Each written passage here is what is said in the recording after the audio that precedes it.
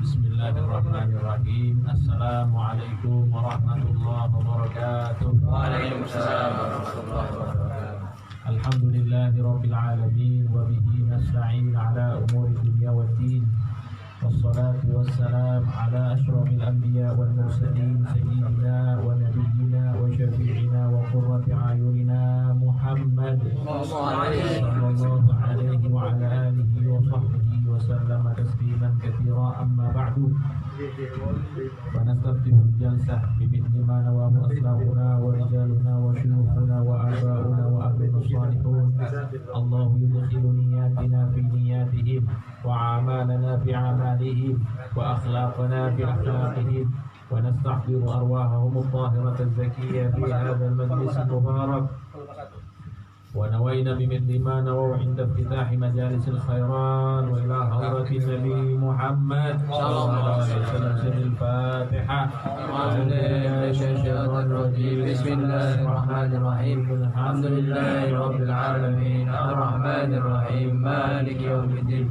إياك نعبد وإياك نستعين. اهدنا الصراط المستقيم صراط الذين أنعمت عليهم غير المغضوب عليهم ولا الضالين. آمين. بسم الله الرحمن الرحيم. بسم الله الرحمن الرحيم. نويت التعلم والتعليم والتذكر والتذكير والنفع والانتفاع والإفادة والاستفادة والحث على التمسك بكتاب الله وسنة رسوله صلى الله عليه وسلم والدعاء إلى الهدى والدلالة على الخير وابتغاء وجه الله ومرضاته وقربه سبحانه وتعالى. Alhamdulillah, jamaah sekalian yang mudah-mudahan selalu dinaungi dengan rahmat Allah Subhanahu wa taala. Alhamdulillah, pada kesempatan mulia sore hari ini kita sama-sama dipertemukan kembali oleh Allah di dalam majlis roha yang mungkin pekan lalu kita libur. Sekarang kita jumpa lagi dengan keadaan sehat walafiat. Mudah-mudahan selalu dijaga oleh Allah Subhanahu wa taala, diberikan keistiqomahan oleh Allah Subhanahu wa taala. Dimudahkan untuk selalu ikhlas di dalam beramal dan berucap, dan mudah-mudahan kita semuanya yang ada di sini, semua yang kita inginkan dari Allah, baik dari hajat dunia ataupun hajat akhirat, dikabulkan oleh Allah Subhanahu wa taala bi barakatin nabi wa alin nabi. Amin amin ya rabbal alamin. Hadirin yang dirahmati Allah Subhanahu wa taala, kita sudah bahas di pertemuan yang lalu tentang hikmah, bahwa hikmah ini adalah bagian dari ilmu. Akan tetapi hikmah itu hanya ada satu. Kalau ilmu itu ada dua. Ada ilmu manfaat, ada ilmu yang mudarat. Ilmu yang membawa manfaat, yaitu ilmu yang membuahkan amal soleh. Ilmu yang manfaat adalah ilmu yang membuat hati kita menjadi bersih, suci. Ilmu yang manfaat, ilmu yang membuat akhlak kita semakin terpuji, itu yang manfaat. Adapun ilmu yang mudarat, yaitu sebaliknya itu adalah ilmu mudarat, ilmu yang tidak manfaat. Maka dari itu termasuk doa yang sering dipanjatkan oleh Nabi Muhammad sallallahu alaihi wasallam, Allahumma inni a'udzubika min ilmin la yanfa'. Ya Allah, aku berlindung kepadamu dari ilmu yang tidak manfaat. Nah, beda halnya dengan hikmah. Kalau hikmah itu semuanya baik. Namanya hikmah itu adalah sesuatu yang baik. Dan hikmah itu sebenarnya definisinya banyak, sebagaimana yang sudah kita ketahui. Definisinya banyak, tapi kita bisa bahasakan bahwa hikmah itu adalah kalimat nasihat. Kalimat hikmah, kalau bahasa Indonesia sama ya. Kalimat hikmah atau kalimat nasihat itu namanya hikmah dalam bahasa Arab. Intinya dia adalah ucapan ataupun kalimat yang disampaikan, yang mana kalimat ini akan mendorong kita melakukan kebaikan dan menghalangi kita dari perbuatan buruk. Nah, itu namanya.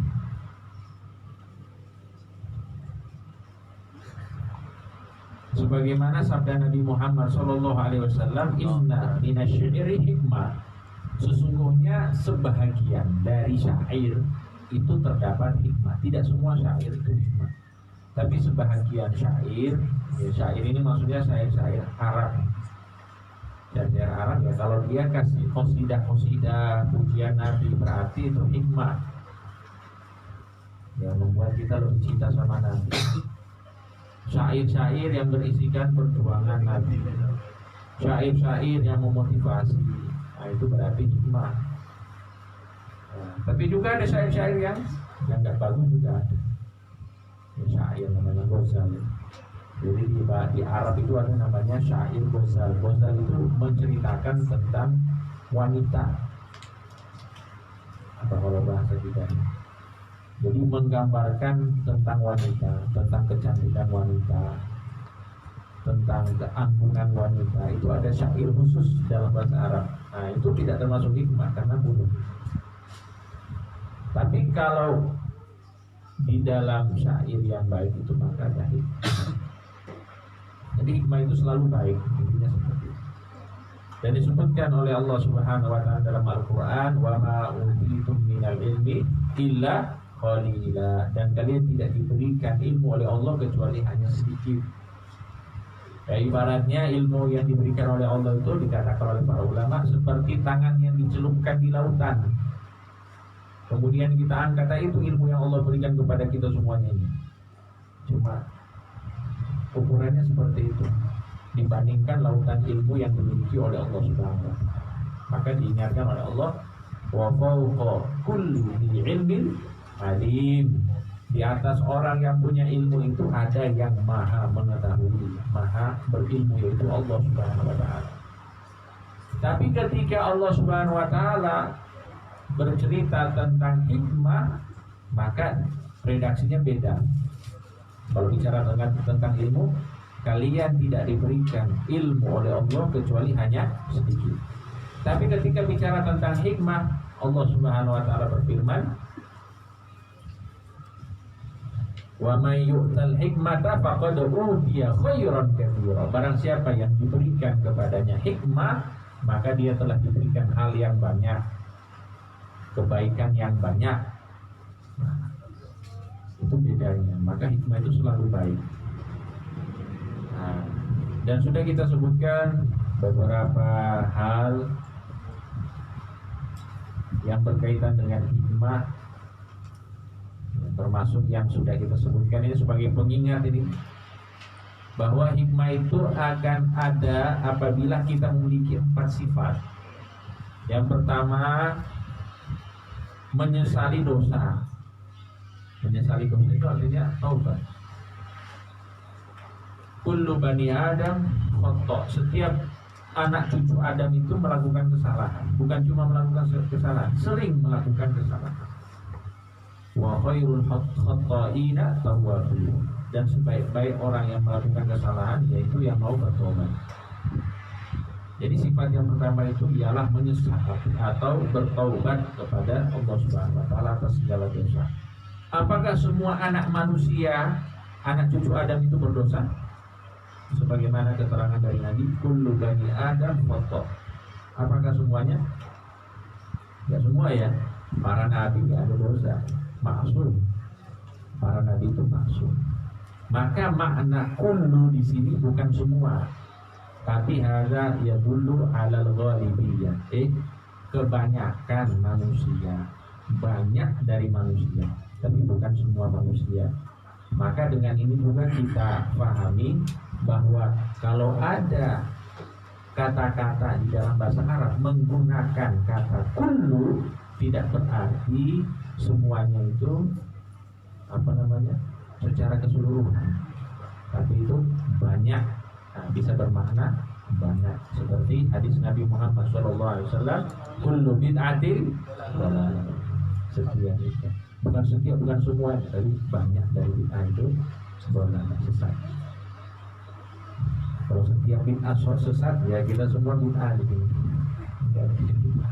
Ini kamera bid'ah ini. Iya kan?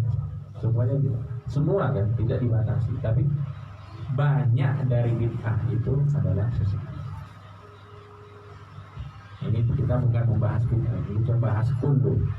Jadi yang dimaksud di sini ialah kalau orang ingin mendapatkan hikmah, dia harus banyak-banyak bertobat kepada Allah. Dan ini juga bagus kita lakukan di setiap pagi dan petang, banyak istighfar. Karena disebutkan dalam sebuah hadis, orang yang beristighfar di waktu pagi dan petang, maka dosa-dosanya yang ada di antaranya itu akan diampuni oleh Allah Subhanahu wa taala. Jadi ba'da subuh istighfar banyak-banyak. Sebelum maghrib istighfar ya dalam hati, ya kita beristighfar, kita mohon ampun, kita menyesali perbuatan kita seharian ini, maka itu insya Allah kata Nabi Muhammad SAW akan menghapus dosa di antaranya. Jadi waktu siang malam itu waktu siang dan sore itu insya Allah dihapus oleh Allah Subhanahu berkat istighfar dan taubat. Kemudian sifat selanjutnya bagi orang yang ingin memiliki hikmah selain dia bertaubat, yaitu al-isti'dad lil maut, siap-siap untuk menghadapi kematian. Ini kalau saya tanya jamaah yang hadir di sini, saya tanya misalnya, kalau ada dokter bilang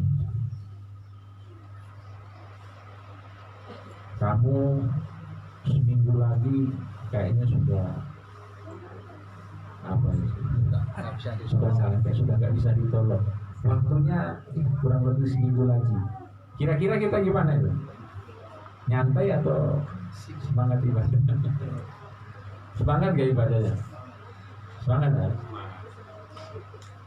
Atau misalnya orang sudah dinyatakan bahwa dia akan dieksekusi, dia dipenjara hukuman mati, sebulan lagi akan dieksekusi. Rata-rata kalau kita lihat orang sepreman apapun jadi tobat lah, jadi ahli ibadah, pokoknya sebelum dia dieksekusi itu rata-rata.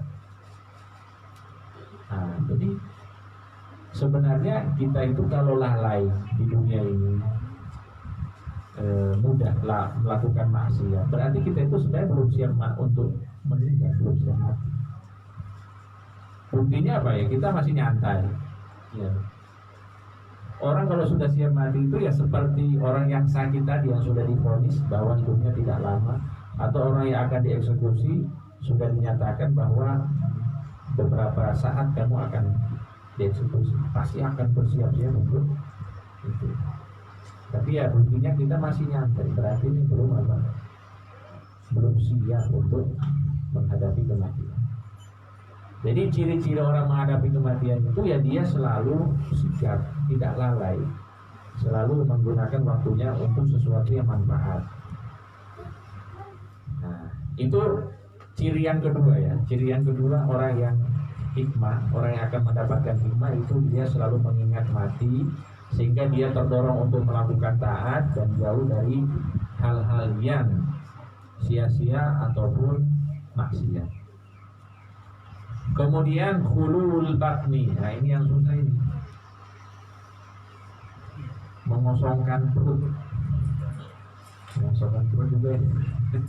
Jadi kalau orang itu, kita lah ya, atau saya lah yang suka makan kayak gini ya, hikmahnya itu kurang teratur.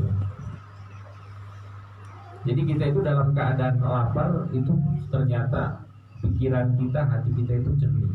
Orang bisa lapar. Maka ada banyak contoh dari Rasulullah SAW untuk bisa melawan nafsu makannya kita ini.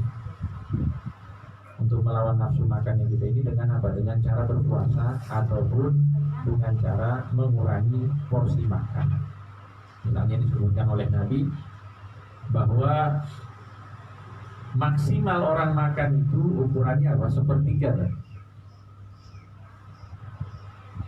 Nama Abu Adam wi'aan syarra min batnihi akalatun yuqimna sulbah. Sebenarnya cara makannya sesuai tuntunan Nabi. Kalau kita ini bicara istilahnya mau ikut sunnahnya Nabi, ikut sunnahnya Nabi itu nggak mungkin makan sapi itu ya. Itu bukan sunnah Nabi. Sunnah Nabi itu hanya ya mungkin 3 suap selesai. Ini sunnah Nabi.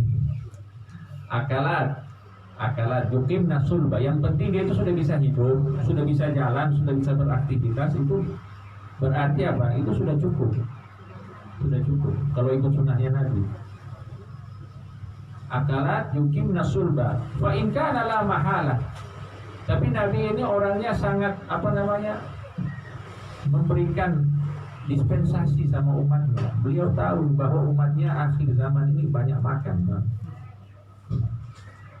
Umat akhir zaman ini ahli makan. Maka disebutkan oleh Nabi fa in kana la mahalah, kalau misalnya tidak ada dari kita yang bisa seperti itu, makan cuma sedikit, fatulutun li ta'ami, maka sepertiga itu untuk makan, wa thuluthun li syarabi, sepertiga untuk minum, wa thuluthun li nafasi, dan sepertiganya lagi untuk nafas. Kita kadang-kadang semuanya pakai makan, akhirnya habis makan nggak bisa nafas. Ya, bagian nafasnya diambil, masya Allah. Nah, jadi inilah kalau kita ingin mendapatkan hikmah itu, salah satu caranya melatih diri untuk tidak banyak makan. Ya kalau di tradisi pondok ada yang tidak makan banyak, ada yang tidak makan nasi, ada yang tidak makan hewan bernyawa ya, tarkurus, ada tarkutoan juga puasa. Jadi puasa kalau nggak bisa puasa ya makannya dikit. Nah itu insya Allah hikmahnya, jadi bijak lah orang kalau makannya dikit itu bijak. Wasuhbati zuhad di dunia. Nah kemudian berkawan dengan orang-orang zuhud di dunia. Ya, teman-teman orang-orang soleh yang hidupnya itu benar-benar untuk Allah gitu sebenarnya. Kita kalau bahas zuhud ini panjang sekali. Cuma ada satu kata mudahnya seperti ini. Kita kan semuanya kerja di sini, semuanya berusaha. Kalau zuhud yang benar-benar zuhud itu dia memang melepaskan dunia. Tapi kan sekarang siapa yang seperti itu melepaskan dunia? Kalau zuhud benar-benar zuhud itu dia tinggal di hutan sendiri. Zuhud tidak ada hubungan dengan dunia, ibadah toh. Jadi kita ini harus mendefinisikan zuhud ini dengan konteks kita yang ahli kerja semuanya. Jadi zuhud itu apa? Zuhud itu man talabat dunya, az-zuhdu az-zahid alladhi yatlubu dunya li akhiratihi. Orang yang hidup di dunia ini, mencari penghidupan di dunia ini tapi untuk bekal akhirat, itu zuhud. Wala yatlubu ad-dunya li dunyahu, bukan menuntut ataupun mencari dunia untuk dunianya, bukan. Kalau orang yang mencari dunia untuk kesenangan dunianya itu bukan zuhud. Tapi kalau orang yang berusaha mencari dunia, dia memperkaya dirinya tapi untuk akhirat, untuk kepentingan akhirat, dengan niat-niat yang baik, misalnya dia kerja tapi tujuannya supaya bisa membiayai keluarganya, menunaikan kewajibannya, memperlayak hidupnya. Nah, itu niat-niatnya kalau lillah karena Allah, insya Allah itu akan tergolong zuhud meskipun kaya raya, meskipun kaya raya. Kemudian kalau misalnya ada lebih diberikan kepada yang itu zuhud. Intinya mencari dunia untuk akhirat itu zuhud. Ya. Nah, kita perlu cari orang-orang seperti ini supaya kita bisa meraih banyak hikmah. Duduk dengan mereka, bersahabat dengan mereka, jagongan dengan mereka. Jadi bahasannya itu bahasan, biasanya orang-orang zuhud itu bahasanya bahasan akhirat. Tapi kalau duduk bahasanya bisnis toh dari awal sampai akhir. Hari-hari setiap waktu jagongan ya bicaranya dunia terus. Usahakan kita cari majelis yang lain. Oke, kita nggak masalah duduk di situ, tapi kita cari majelis yang mengingatkan kita tentang Allah, yaitu dengan orang-orang zuhud. Ini luar majelis taklim ya, maksudnya orang-orang yang memang bawaannya seperti itu, bawaannya dia zuhud, pikirannya akhirat. Nah, itu perlu kita cari orang-orang seperti itu, teman duduk. Nah, jadi 4 hal ini jamaah sekalian, sifat-sifat yang dimiliki oleh orang-orang ahli hikmah. Hadirin yang dirahmati Allah Subhanahu wa taala. Kemudian juga kita sudah menyebutkan ada 4 hal juga yang menghalangi orang itu mendapatkan hikmah. Ada 4 hal. Yang pertama ar-rukunu ila dunya. Nah, terlalu terlena dengan dunia, terlalu mengandalkan dunia, seakan-akan dia tidak punya Tuhan yang bernama Allah. Itu yang pertama. Yang kedua,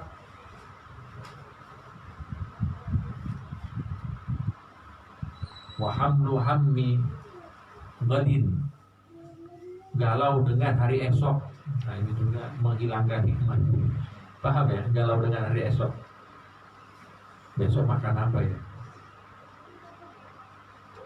Kalau masalah dunia masih dipikirkan, besok ini apa ya? Besok itu seakan-akan dia berkata begini, Allah itu masih mau ngasih besok atau enggak? Ini ragu sama Allah, jadinya kurang tawakal. Jadi kurang tawakal. Harusnya apa? Harusnya kita itu tawakalnya seperti burung, takdu fi mausun wa taruhu bidona. Keluar dalam keadaan lapar, nggak tahu mau dapat apa, kerjaannya seperti apa. Apapun yang Allah kasih itu yang kita terima. Burung itu keluar dalam keadaan perut kosong, dia nggak tahu dapat makanannya dari mana, tapi balik dalam keadaan perut sudah terisi dan bahkan bisa memberikan makanan untuk anak-anak. Kita bisa bayangkan. Kadang-kadang ada kayak hewan-hewan yang ini mungkin tidak dia itu dapat rezeki. Kadang-kadang kita kan lihat seperti itu. Ada binatang-binatang yang melata gitu, tapi rezekinya itu dari langit. Burung yang terbang dimakan misalnya. Pernah lihat ya? Di Discover itu biasanya. Ataupun apa? Ya hewan ataupun ya tumbuh-tumbuhan yang pemakan daging. Itu rezekinya bukan dari tanah, dari burung yang terbang ini. Burung terbang dimakan. Itu memang Allah sudah atur bahwa setiap dari kita itu ada rezekinya masing-masing. Maka kita itu lebih baik mana? Sibuk dengan apa yang sudah diatur oleh Allah, atau kita sibuk dengan apa yang diminta oleh Allah, yang dituntut oleh Allah dari kita apa? Ya ibadah, itu kan dituntut. Kalau urusan dunia ini sudah diatur oleh Allah. Sekuat apapun kita kerja tidak mungkin melewati apa yang sudah ditentukan oleh Allah. Kalau misalnya usaha itu adalah satu-satunya, atau usaha itu adalah hal yang paling menentukan rezeki kita, maka insya Allah kebanyakan orang yang hidup di dunia ini orang kaya. Tapi ada orang yang biasa aja tapi kaya. Artinya semuanya itu sudah diatur oleh Allah. Ada orang dari kecil itu berusaha sampai besar ya begitu aja kehidupannya. Jadi pada akhirnya kata Imam Bagir, ya sudah. Kenapa kita sibuk dengan sesuatu yang sudah diatur oleh Allah, kemudian kita lalai dari apa yang dituntut oleh Allah? Dituntut oleh Allah itu ya kita amal, soleh, mengabdikan diri sama Allah Subhanahu Wa Taala. Jadi itu termasuk yang menghalangi hikmah apa memikirkan hari esok. Terus apa yang harus kita pikirkan besok? Kalau kita baca kitab Imam Ghazali, Bidayatul Hidayah, pada saat malam hari itu usahakan sebelum kita tidur kita berniat bahwa apabila saya bangun besok pagi, saya kan nggak ada yang bisa memastikan loh, besok itu nggak ada. Jadi niat pada malam hari ya, daripada kita memikirkan besok makan apa atau kita besok melakukan apa, kita niat malam hari apa? Besok kata Imam Ghazali, besok kalau saya hidup saya akan melakukan amal soleh ini. Sudah diniatkan. Saya kalau ada hidup besok maka saya akan memberikan manfaat kepada orang ini. Itu diniatkan. Nah, jadi itu jamaah sekalian. Kemudian apa? Wahasadul li'akh. Ini juga menghalangi orang mendapatkan hikmah, yaitu apa? Iri kepada saudara, iri kepada manusia, sama kaum muslimin. Iri di sini dalam hal dunia. Tapi kalau dalam hal ibadah, iri dalam arti bukan hasud, gibtoh itu dianjurkan. Paham ya? Tapi kalau dalam hal dunia iri itu tercela. Kalau dalam hal dunia, maksudnya dia menginginkan harta, dia menginginkan tahta, dia menginginkan wanita, iri misalnya, ya itu tercela. Tapi kalau karena ibadah, contoh orang senang sedekah, kita iri, saya ingin sedekah seperti dia, iri, nah itu nggak masalah. Tapi bahasanya bukan hasad, namanya gibtoh. Namanya apa? Kita ingin seperti dia, itu namanya gibtoh. Kalau hasad itu menginginkan nikmat yang Allah berikan kepada orang itu hilang, itu namanya hasud. Mudah-mudahan mobilnya rusak, itu hasud. Mudah-mudahan rumah tangganya hancur, itu hasud itu. Itu apa? Tapi kalau saya ingin ibadah seperti dia, lihat orang soleh, saya ingin soleh seperti dia, itu bagus itu. Saya ingin ibadah kayak dia, saya ingin berilmu seperti dia, itu nggak masalah. Hafalannya kok lebih banyak dari saya harus lebih dari dia, itu boleh. Kok dia hafal 30 juz, saya harus 35 juz. Misalnya.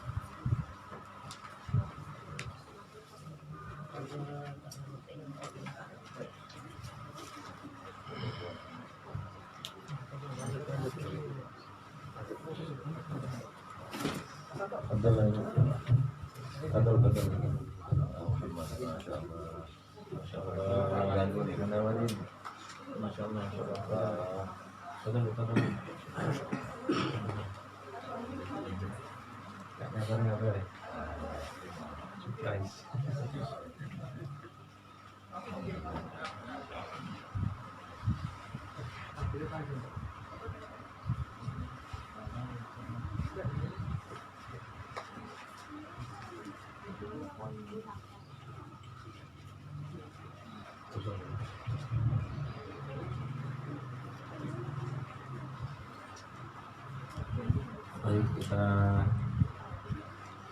kita lanjut. Jadi yang menghalangi seseorang mendapatkan hikmah itu apa? Hasud, ya, iri terhadap saudara. Iri dalam hal dunia. Kemudian wa hubbu syarafin 'alan nas. Hubbu syarafin 'alan nas. suka mendapatkan kemuliaan di tengah-tengah masyarakat. Artinya dia ingin mulia di dunia, ingin mulia apa? Di dunia, tapi diusahakan dia mencari kemuliaan apa? Di dunia. Ya dengan apa saja, ya misalnya dengan kelebihan-kelebihan yang dia miliki supaya dia itu di mata manusia menjadi mulia. Dia mencari jabatan yang tinggi supaya di mata manusia jadi mulia. Tercela ya. Dia mencari harta yang banyak supaya menjadi mulia di mata manusia. Dia mencari ilmu, ngaji supaya menjadi mulia di mata manusia. Itu tercela semuanya. Nah ini kalau kita punya sifat ini harus hilang supaya mendapatkan hikmah.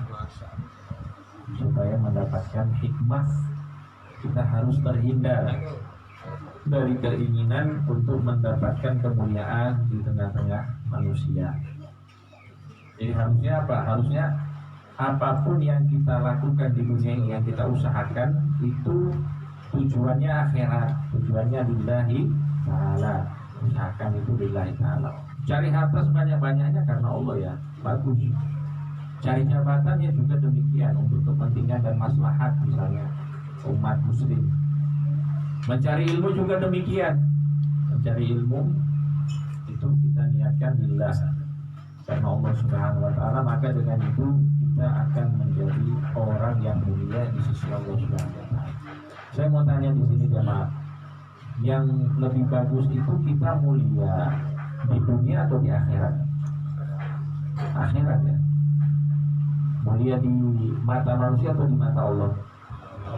Masya Allah. Si gondrong. Jadi Nabi Ibrahim alaihissalam, kalau kita lihat di dalam Al-Quran, beliau itu ada dua sebutan Nabi Ibrahim alaihissalam. Pertama, Allah menyebut Nabi Ibrahim sebagai Khalilullah, sebagai kekasih Allah. Khalil itu tingkatannya lebih tinggi daripada yang lain. Khalil itu sudah sangat dekat dengan Allah Subhanahu wa taala. Ibrahim itu, Nabi Ibrahim alaihissalam, beliau itu awal itu orang atau nabi yang senang bertaubat kembali kepada Allah Subhanahu wa taala. Sifat-sifat mulia itu disebutkan oleh Allah tentang Nabi Ibrahim alaihissalam. Tapi ketika kita melihat pandangan manusia tentang Nabi Ibrahim itu beda. Jadi beliau itu mulia sekali di sisi Allah. Tapi bagi kaumnya apa? Ketika Nabi Ibrahim alaihissalam menghancurkan berhala-berhala kaumnya, dihancurkan semuanya berhala-berhala ini. Kemudian mereka itu kebingungan, mencari pelaku, siapa yang menghancurkan berhala-berhala kami. Maka ada yang berkata, qalu sami'na fatan yadhkuruhum yuqalu lahu Ibrahim. Mereka berkata, kaum Nabi Ibrahim ini berkata, kami mendengar ada seseorang yang suka mengumpat berhala-berhala ini, namanya Ibrahim. Namanya siapa? Ibrahim. Kata fatah itu kalau dalam bahasa Indonesia fatan ya, fatan itu kalau bahasa gitu itu bocah. Kami pernah dengar ada bocah. Jadi seperti apa? Menghina Nabi Ibrahim alaihissalam. Padahal beliau ini nabi, sudah mendeklarasikan bahwa beliau ini nabi. Tapi bagi kaumnya beliau itu kayak kalau kita biasa kan anak kemarin sore, nggak dianggap. Tapi mulia di sisi Allah. Nah, maka ini kita sebutkan bahwa hal yang menghalangi seseorang untuk mendapatkan hikmah yaitu cinta, kemuliaan di mata manusia. Jadi ada 4 ya. Pertama, terlena dengan dunia. Kemudian galau tentang hari esok. Kemudian iri pada sesama manusia dan saudara. Kemudian cinta kemuliaan di mata manusia. Hadirin yang dirahmati Allah Subhanahu wa taala. Kemudian juga di sini disebutkan oleh Abu Uthman Al-Hiri. Beliau juga ini termasuk ahli hikmah. Man ammara sunnata ala nafsi qawlan wa fi'lan, barang siapa yang mempraktekkan, menerapkan sunnah, ya, ajaran-ajaran Nabi Muhammad SAW, baik secara perbuatan ataupun secara ucapan, nataqa bil hikmah, maka mau tidak mau dia akan berbicara dengan hikmah, dengan kata-kata yang bijak. Yang penting isi kehidupannya itu sesuai dengan ajaran Nabi Muhammad SAW.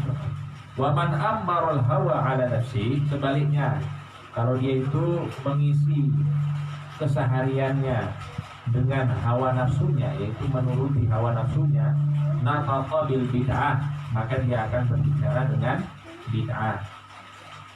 Yang satu dengan hikmah, yang satu dengan bid'ah. Ini beda ya. Tapi kalau kita dengar bid'ah ini jangan langsung ingat maulid ini. Kalau bid'ah maulid tahlil bukan. Bid'ah ini maksudnya bid'ah buruk ya, bid'ah sayyi'ah. Kalau bid'ah itu kan kita sudah sebutkan tadi, bid'ah itu enggak semuanya dolalah, enggak semuanya. Kullu bid'ah artinya sebahagian besar bid'ah adalah dolalah, tidak semuanya. Jadi yang dimaksud di sini bid'ah buruk, ya bid'ah yang buruk, bid'ah sayyi'ah. Apa bid'ah sayyi'ah? Seperti bid'ah dalam keyakinan, meyakini Allah seperti makhluk. Nah, itu bid'ah, itu bid'ah yang buruk. Atau misalnya aliran-aliran sesat yang ada ini, yang aku nabi, itu bid'ah juga, itu bid'ah. Aliran-aliran misalnya tata cara ibadah yang aneh-aneh, itu bid'ah, itu bid'ah. Tapi kalau punya dasar dari Al-Quran dan hadis dan tidak bertentangan dengan syariat, kata si Bahim Al-Hari, itu bukan bid'ah, itu namanya sunnah, karena ada dasar hukumnya. Oke. Jemaah sekalian yang dirahmati Allah Subhanahu wa taala. Nah, kemudian di sini disebutkan Nabi Isa alaihi salam pernah berkata kepada para pengikutnya, Aina tamkutul habba. Nah, ini dengar nih. Aina tamkutul habba, di mana benih itu tumbuh. Qalu fil ardi, maka pengikutnya berkata, umatnya Nabi Isa alaihissalam berkata, di atas tanah, di tanah. Maka Nabi Isa menjawab, kadzalikal hikmah la tanbutu illa fi qalbin giflil ardi. Kalau misalnya benih itu tumbuh di dalam tanah, maka begitu juga dengan hikmah. Dia tidak akan tumbuh kecuali di hati yang seperti tanah. Apa maksudnya? Yakni mutawadhi. Tanah itu kan di bawah. Maka sifat bawah, di bawah itu artinya apa? Tawadhu. Maka hikmah itu tidak akan diraih dengan cara atau dengan sifat sombong, itu tidak mungkin diraih hikmah tersebut. Tapi kalau dengan cara tawadhu, maka di situ akan dihasilkan hikmah yang akan diberikan oleh Allah Subhanahu wa taala. Munkasirin bi ghayati dhulli wa istiqar. Jadi kalau ingin dapat hikmah, belajar dari tanah, merendah, hina. Nah, seperti itu. Kalau kita itu dihina, wajar kita tidak kalau kita dihina, wajar ya, karena kita kan diciptakan dari tanah. Tanah itu kan ya di bawah, tanah itu di bawah. Maka kalau kita dihina, ya wajar, kita diciptakannya demikian. Jadi intinya berusaha untuk tawadhu. Dan puncak dari tawadhu itu apa? Melihat orang lain ataupun makhluk yang lain lebih mulia dari kita, itu sudah puncak dari. Dan tidak ada yang paling hina di dunia ini melebihi dari kita, yaitu puncak dari tawadhu. Tapi kalau misalnya cuma gaya-gayanya, itu namanya bukan tawadhu. Mungkin tawadhu tapi apa? Tahu warna duit. definisinya panjang tawadu. Intinya kalau kita sudah sampai di puncak, orang lain itu lebih baik dari kita, itu berarti sudah luar biasa di dalam tawadu. Insya Allah dia nggak lama jadi wali kalau kayak gitu, nggak lama, nggak butuh waktu lama jadi wali. Insya Allah. Yang penting apa? Tidak merasa lebih dari orang lain. Dan itu ya gampang-gampang susah. Mungkin kita ya sama orang yang lebih dari kita, kita merasa lebih rendah dari dia. Tapi kalau orang yang di bawah kita, anak-anak misalnya, iya ya, atau orang yang lebih bodoh dari kita misalnya, atau orang yang lebih nakal dari kita misalnya, ya pasti kita agak merasa lebih dari dia. Nah, tantangannya di situ. Jadi kita melihat semuanya itu lebih mulia dari kita. Itu puncak dari tawadu. Dengan itu insya Allah akan tumbuh hikmah di dalam hati kita sebagaimana benih itu tumbuh di dalam tanah.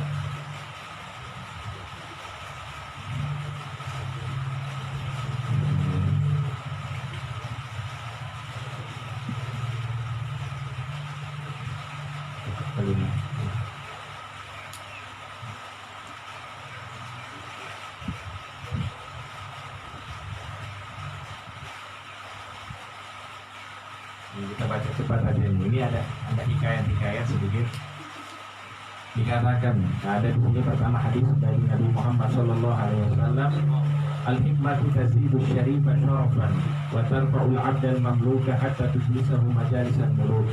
Hikmah itu akan membuat orang yang mulia menjadi lebih mulia dan akan mengangkat hamba sahaya menjadi orang yang memiliki kedudukan seperti para raja.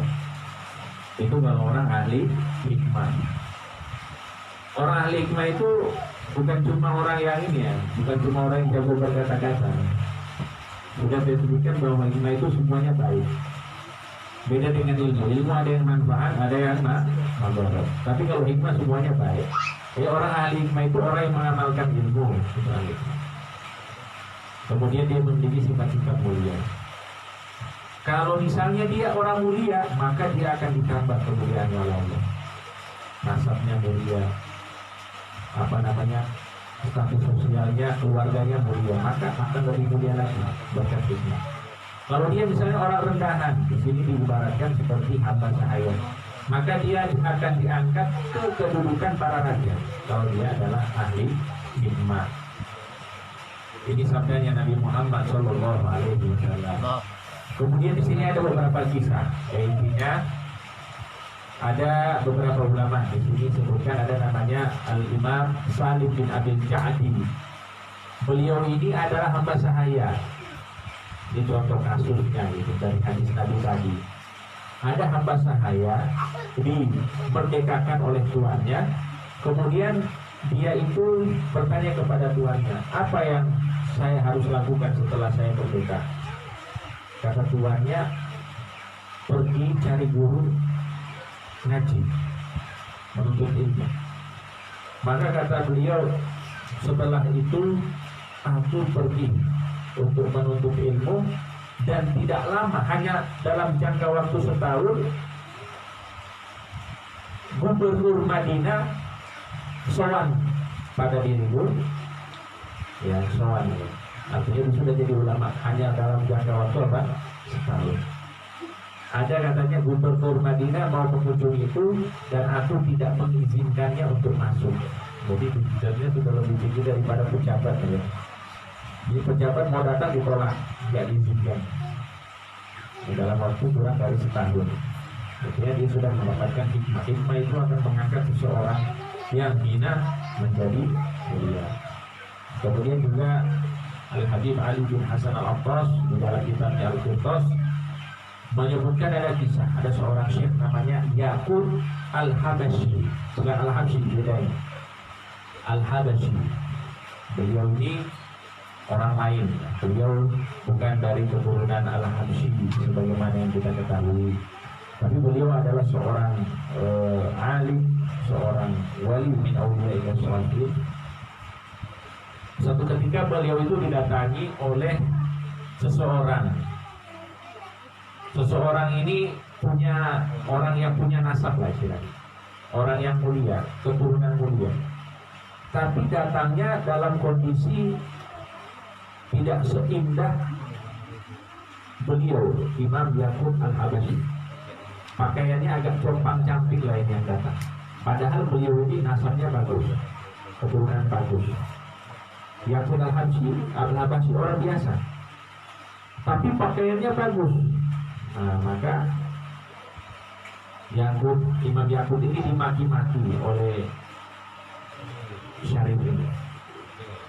Kok kamu pakaiannya seperti ini? Kamu ini ulama apa? Pokoknya dimaki-maki lah. Akhirnya beliau berkata, la'allaka najahta manhaja abai fahasibuka minhu. Mungkin kamu ini mengikuti jejak langkah leluhurku. Leluhurnya ini kan ya para budak, orang-orang ya mungkin bisa dikatakan ya apa ya, dalam tanda kutip nakal. Kamu ini orang mulia, tapi kamu mengikuti leluhur-leluhurku yang nakal, maka kamu menjadi seperti mereka. Sedangkan aku orang yang keturunan orang-orang nakal, tapi mengikutimu, mengikuti leluhur-leluhurmu, maka aku yang jadi mulia. Kebalikannya. Nah, maka inilah menjadi pelajaran bahwa apa? Bahwa ya kita itu mulia dengan amal, bukan kita akan memberikan ganjaran kepada kita bukan dari apa yang kita miliki, karena yang kita miliki itu adalah milik Allah, tapi Allah akan memberikan ganjaran kepada kita sesuai apa yang kita lakukan. Monggo buka Al-Quran, selalu balasan itu Allah kaitkan dengan perbuatan. Jazaan bima kanu ya'malun, jazaan bima kanu ya'malun, jazaan bima kanu yaksibun. Balasan dari apa yang mereka lakukan, bukan balasan dari apa yang mereka miliki. Bukan kita punya harta, punya jabatan, punya nasab, itu bukan jadi apa namanya bentuk kemuliaannya kita nanti gitu. Tapi yang akan menjadikan kita mulia adalah apa yang kita lakukan di dunia, apa peran kita di dunia ini. Nah, inilah yang akan membuat kita menjadi mulia di sisi Allah Subhanahu wa Ta'ala. Nah, kalau kita mengikuti para leluhur-leluhur kita yang sholihin, maka kita akan mendapatkan kedudukan mereka yang mulia. Ya, minimal dengan doa dulu lah. Allah yudhil niyatina li niyatihim wa amalana bi amalihim wa akhlaqana bi akhlaqihim. Ya, kita mulai dari doa, ya sedikit demi sedikit kita ikuti apa yang menjadi jalan mereka. Mudah-mudahan kita selalu dikumpulkan dengan mereka di dunia wal akhirah. Amin amin ya rabbal alamin. Al-Fatihah billahi qabul wa tamam bi kulli syukur ma'mul wa ila hadratir rasul sayyidina Muhammad sallallahu alaihi wasallam. Sirrul Fatihah.